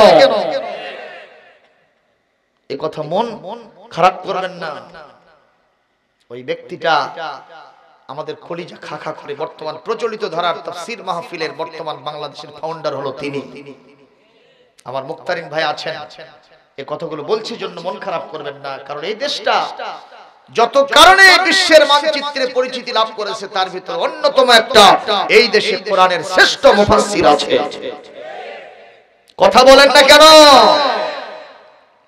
এই দেশে একজন মুফাসসিরের আলোচনা শোনার জন্য লক্ষ লক্ষ মানুষ হাজির হয়ে থাকে সুবহানাল্লাহ কন্না বিশ্বের অন্যান্য দেশের লোকেরা তাক লেগে থাকে কই কি কোরআন শোনার জন্য লক্ষাধিক লোক শুধু লক্ষ না 15-20 লক্ষ লোক হাজির হয় এটা আবার কেমন কথা আল্লাহু আকবার এই দেশের সম্মান এমন এই দেশের মাটি এবং মানুষের সাথে আকাশ বাতাসে সব সময় কোরআনের গন্ধ পাওয়া যায় যেরকম ঠিক না ঠিক আল্লাহর ওলিরা রন্ধ্রে রন্ধ্রে বসে আছে যেখানেই যাবেন কোরআন যেখানেই যাবেন হাদিস যেখানে যাবেন ইসলামী সম্মেলন যেখানে যাবেন মারকাজ যেখানে যাবেন মসজিদ যেখানে যাবেন মাদ্রাসা যেখানে যাবেন খানকা যেখানে যাবেন পীর মাশায়েখের জিকির আজকার ইসলামী জলসা তাফসীর মাহফিল দিয়ে দেশটা ভরা যেরকম ঠিক না ঠিক এই দেশকে সেকুলার বানানো ধর্মহীন বানানো তত সহজ হবে না হবে না হবে না ঠিক কি না এদেশে যদি কেউ কোথাও পজিশনে যেতে চায় নিঃসন্দেহে অবশ্যই তাকে ইসলামী শক্তির সাথে আপোষ করিতেই হইবে আপনারা জানেন না কিছুদিন আগে এক নেতা কইল বেশি বাড়ায় না ঘাড় মটকে দেব আরেকজন বলল হাত ভেঙে দিব আরেকজন বলল আসো খেলা হবে বলছিল কিনা কিন্তু ওই দলের যিনি নেত্রী বাংলাদেশ যিনি এখন বর্তমান চালাচ্ছেন বঙ্গবন্ধুর কন্যা প্রধানমন্ত্রী শেখ হাসিনা তিনি কিন্তু এই বিষয়টা নিয়ে একটা কথা বলেন নাই কথা বলছেন না কেন উনি এক কথাও বলেন নাই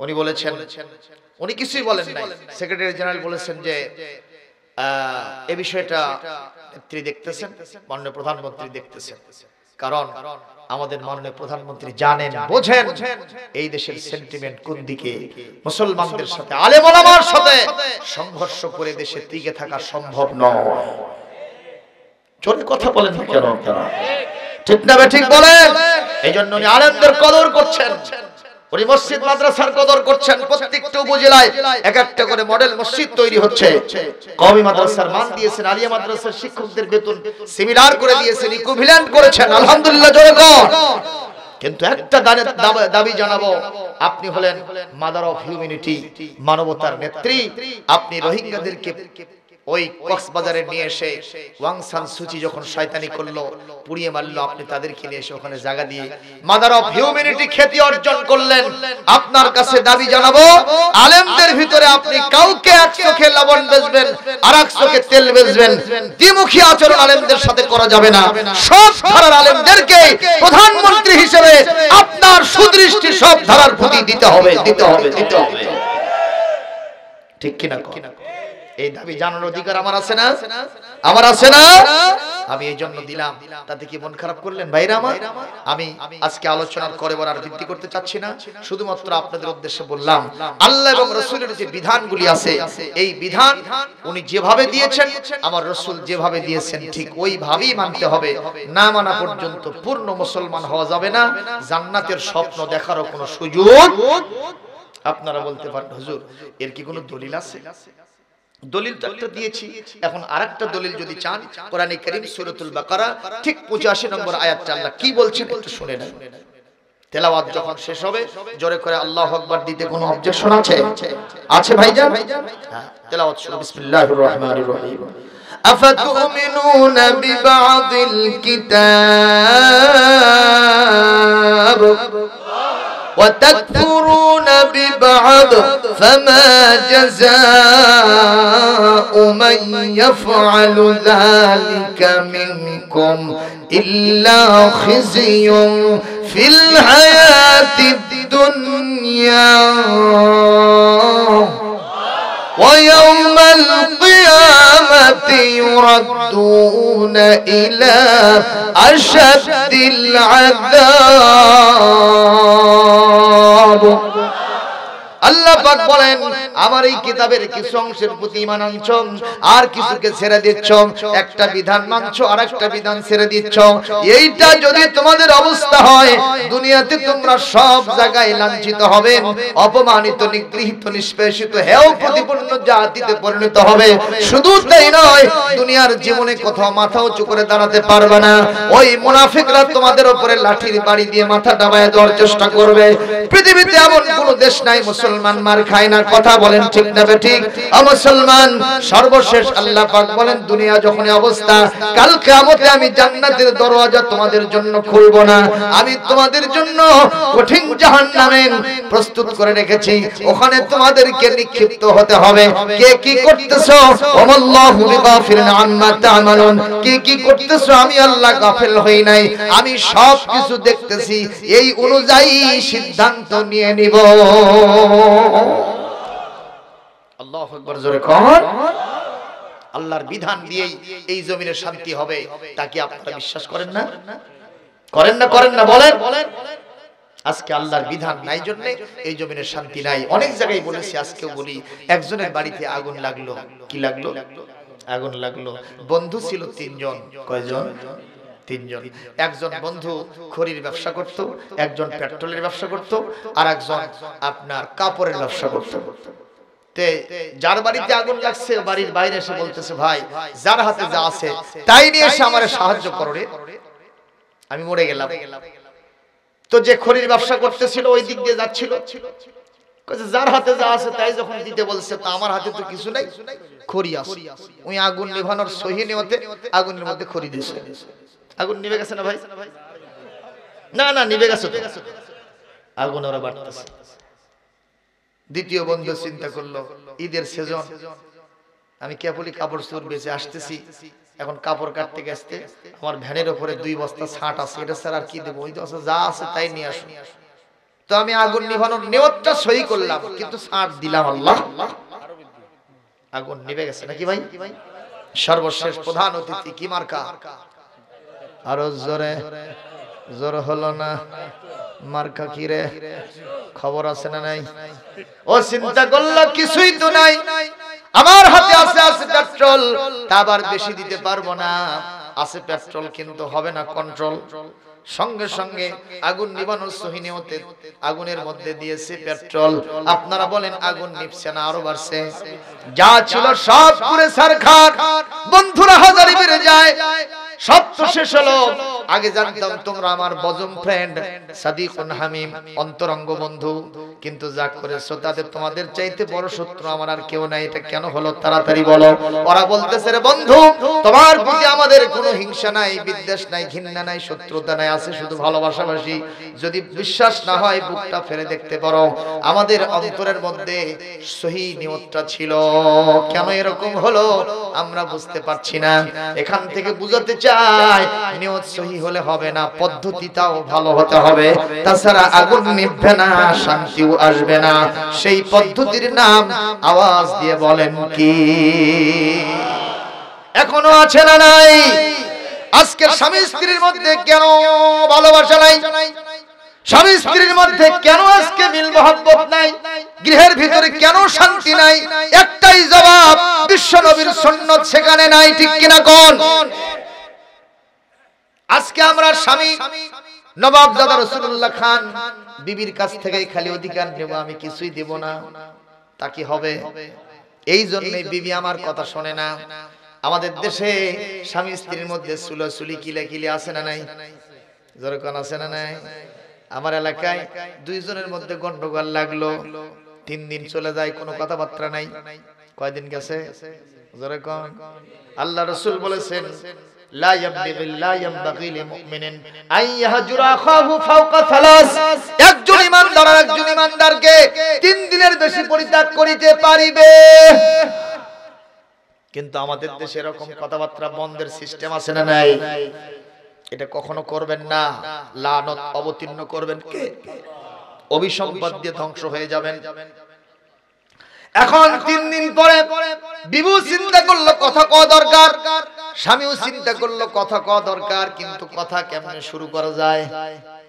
কেউ কাউকে দেখতে পারে না, কথা বলবে বলবে ভাব, কিন্তু কাছে যায় আবার মকন্ন দিকে তাকায়। এরকম সিস্টেম আছে না? শীতের দিনে এখন স্বামীও কথা কয় না, স্ত্রীও কথা কয় না। স্বামী বলতেছে তো স্ত্রী নাই, হলো কাউয়ার জাত। তো কাউয়ার জাতের সাথে আমি মানুষ কথা শুরু করলে ওইটা ঠিক ফিটে যাক, যতদিন চলে চলতে থাকে। মনটা খারাপ করে কনকনে শীত, মাঘ মাসের শুরুর দিকে সত্য প্রবাহ, বাড়ির পাশে জানালার পাশে আগুন জ্বালায়া আঁচ পড়ছে। জোরকান কি পড়ছে? আঁচ পড়ছে। আর স্ত্রী জানলা দিয়ে দেখতেছে ওর স্বামী আঁচ পড়ছে।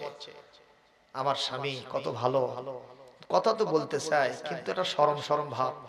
ওইও তো মানুষজন সব ঘুমায় গেছে, চলো আমি তোমাকে নিয়ে আমি আর তুমি দৌড় প্রতিযোগিতা করব। মারহাবা কোন? আরো জোরে কোন আল্লাহু আকবার। আমাদের দেশে নারীদের ফুটবল খেলা আছে না নাই? ক্রিকেট খেলা আছে না নাই? নারীরা ঘুষাঘুষি লাগে না লাগে না? কুস্তিগিরি করে না করে না? এই নেটের যুগে আপনারা বলেন, একটা নারী যদি আর একটা পুরুষের সাথে ঘুষাঘুষি লাগে, তাহলে অবস্থা গতিক না বেগতিক? কায়দা না বেকায়দা? আহারে কোন জামানায় পৌঁছে গেলাম। স্মার্টফোনটা যাদের হাতে চলে গেছে, জেনা কত প্রকার কি কি ওরা বুঝে ফেলেছে। 7 পড়া একটা ছেলে আজকে প্রেমিকাকে কেন তালাশ করতে যায়, প্রাইভেট করতে যায়, প্রাইভেট না পড়ে আরেকটা বান্ধবীকে নিয়ে বাকবাকুম করে। এরকম দৃশ্য সমাজের মধ্যে আছে না নাই? এমন কি এই যে লকডাউন, এখন পর্যন্ত শিক্ষা প্রতিষ্ঠান খোলা হয় নাই, বাপকে গিয়ে বলছে, আব্বাজি আমার অনলাইন ক্লাস চলতেছে, একটা ফোন দরকার। বাধ্য হয়ে বাপ অনলাইন একটা ফোন কিনে দিয়েছে। এই ফোন দিয়া অনলাইন ক্লাসের চাইতে আজকে অনলাইনে প্রেম নিবেদন বেশি চলতেছে। কথা বলেন ঠিক কিনা? যেই এই ক্ষতিটা এই লকডাউনের সময় আমার উঠতি বয়সের ছেলে মেয়ের যে ক্ষতি হয়েছে, আগামী 5 বছরে এই ক্ষতি পোষানো সম্ভব নয়, সম্ভব নয়, সম্ভব নয়, ঠিক কিনা বলেন? মুসলমান ভাইরা আমার, এই যে নারীদের ফুটবল খেলা রেফারি করতেছে পুরুষ মানুষ, দর্শক যারা ওরা কি সবাই পুরুষ না মহিলা? সব পুরুষ জনগণ, ঠিক কিনা? আগের জামানায় দেখতাম ওই বর্ষাপুর মাঠে ফুটবল খেলা দেখতে গেছি, রুপিহাট থেকে আসছি, কুন্দরহাট ইনসান আলী দ্বিমুখী উচ্চ বিদ্যালয় মাঠে ফুটবল খেলা হচ্ছে। কথা কয় না? আমরা দেখছি ব্যাগি যখন বল মারছে, দর্শক শ্রোতা খালি বলের দিকে তাকিয়ে থাকছে, কোথায় গিয়ে বল পড়ে। কিন্তু এখন নারীদের যখন ফুটবল খেলা হয়, বেগি বল মারছে, বল কোথায় খেয়াল নাই, খালি বেগি দেখতেছে। কথা কয় না? কথা হাসানা মিসা? আল্লাহ পাক মহিলাদের নাম দিয়েছেন মারআত। মারআত শব্দের অর্থ হলো সুদৃশ্য, যাদিকে দৃশ্যমান, যেদিকে নজর পড়ে, সেই মহিলাদেরকে আল্লাহ পাক ঢেকে থাকতে বলেছেন না, প্রকাশ হয়ে থাকতে বলেছেন। আপনারা বলেন ফুটবল খেললে কি মহিলারা ঢেকে থাকতে পারে? কথা বলেন না কেন? কখনো থেকে থাকতে পারে না।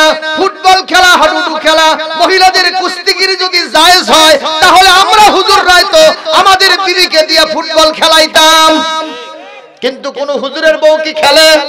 ইমামের বউ খেলে, মুয়াজ্জিনের বউ খেলে। যেখানে খেলে না, আল্লাহ রাসূলের সমর্থন নাই, তুমি মুসলমান সেইটাকে কেমনে সমর্থন দাও? বুঝতে হবে নবীর উম্মতের খাতায় তোমার নাম নাই। কষ্ট পাইলেন মুসলমান? খুব নজর করে খেয়াল করতে হবে আজকে আমাদের সমাজটা কোন জায়গায় চলে গেছে। আমার সোনার নবীজি বললেন, ও আয়েশা, সবাই ঘুমন্ত, আমরা স্বামী স্ত্রী, চলো দুইজন একটু দৌড় প্রতিযোগিতা করি। সুবহানাল্লাহ। কি প্রতিযোগিতা? দৌড় প্রতিযোগিতা। স্বামী স্ত্রীর দৌড় প্রতিযোগিতা জায়েজ না না জায়েজ? কথা বলেন। গুনাহ না সওয়াব? আল্লাহ খুশি না বেজার? রাসূলুল্লাহ বলেন, এই পৃথিবীতে স্বামী স্ত্রী যদি দুইজনে মিলে প্রেম নিবেদন করে আর স্ত্রীর হস্তটা স্বামী এরকম প্রেমের দৃষ্টিতে ধরে, সগীরা গুনাহ মাফ, সওয়াব দেয়া জীবন সব মালামাল হয়ে যাবে। সুবহানাল্লাহ। আর বিবিরে বাদ দিয়ে যদি অন্য একটা ঘষিটি বেগমকে ধরেন, কি হবে? জান্নাত হবে। কিন্তু আজকের সমাজে ধরে না, ধরে না বলে। এর বিরুদ্ধে অবশ্যই সামাজিক প্রতিরোধ গড়ে তুলতে হবে। সর্বশেষ আমার ডিসিশন আপনাদের উদ্দেশ্যে, পর্দা প্রথা কোরআনে কারীম ঘোষিত পর্দার বিধান এই জমিনে বাস্তবায়ন না করা পর্যন্ত ধর্ষণ কেস বাংলাদেশ থেকে বন্ধ হবে না, হবে না। কোরআন হাতে রেখে বলছি, আমার কথার সাথে একমত থাকলে হাত তুলে আল্লাহকে সায় দিতে হবে। লিল্লাহি তাকবীর। আল কোরআনের আলো, আল কোরআনের আলো। প্রিয় ভাই সকল, স্বামী স্ত্রীর ভিতরে মহব্বত জাগবে। আম্মাজি রাসূল সাল্লাল্লাহু আলাইহি ওয়াসাল্লামকে নিয়ে দৌড় প্রতিযোগিতা করলেন। হযরত আয়েশা নিজে বলেছেন যে আমি প্রথমবারে আমার শরীরটা ছিল খুব পাতলা ফিনফিনে, রাসূলুল্লাহকে আমি ঠকায়া লক্ষ্য বস্তুর কাছে আমি আগেই পৌঁছে গেছি, মানে আমি ফার্স্ট, রাসূলুল্লাহ লাস্ট। সুবহানাল্লাহ। আল্লাহ রাসূল একটু শরম পাইলেন। কয়েকদিন পর আবার বললেন, চলো আজকে সবাই ঘুমন্ত, আবার আমাদের দৌড় প্রতিযোগিতা হবে। হযরত আয়েশা বলেন, আজকে আমার শরীরটা একটু স্থূল হয়েছে, আমি একটু মুটিয়ে গেছি। ইন দ্য মেন টাইম আমি আজকে খুব বেশি জোরে যেতে পারলাম না। রাসূলুল্লাহ আমার আগেই লক্ষ্য বস্তুর কাছে পৌঁছে গেলেন। আর ফার্স্ট হওয়ার পর, আমি লাস্ট হওয়ার পর হুজুর হাসতে হাসতে বললেন, আয়েশা, ওই সেদিনকার প্রতিশোধ আজকে নিয়ে নিলাম। সুবহানাল্লাহ। জোরে বলেন রে ভাই। এই হলো স্বামী স্ত্রীর মহব্বত। আল্লাহ পাক আমাদের সবাইকে কবুল করুন। জোরে বলি আমিন।